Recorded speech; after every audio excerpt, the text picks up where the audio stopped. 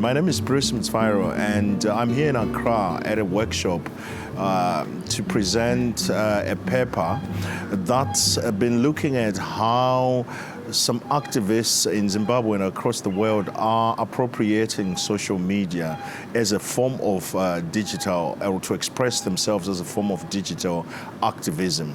The hashtag was hashtag Zimbabwean Lives Matter, and it was a hashtag that digital activists were using to try and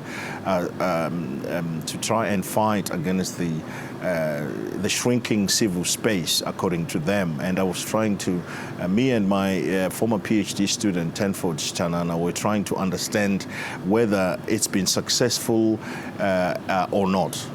I'm Professor Tawana Kupe. I'm here at the University of Toronto workshop on media freedoms and democratic evolutions, prospects, reversals, and successes. Now, my greatest takeaway from here is that people understand that, I understand that media freedom, while under threat, is not a totally bleak situation. It's not the 1970s or 1980s.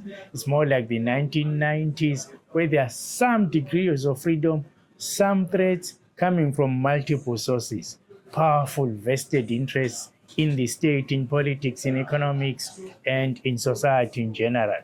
But that generally there is an appreciation for that linkage between media freedom, freedom of expression, and democratizing societies. So I think the future is not all rosy, but it is promising.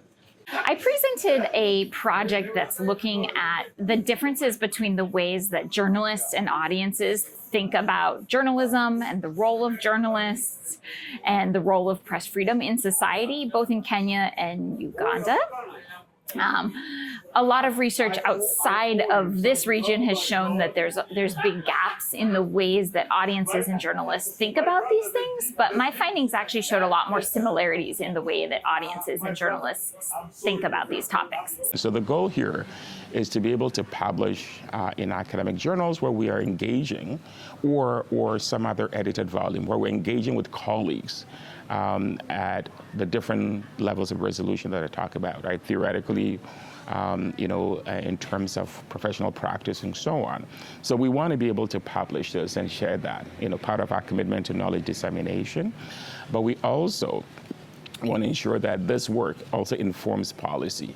So in addition to academic venues, where obviously we want to subject this to the rigor that comes from the review processes, we also want to make sure that this knowledge is shared. So the potential for us to engage with media organization, practitioners, public policy makers, and so on, and various international organizations that are interested in this kind of work.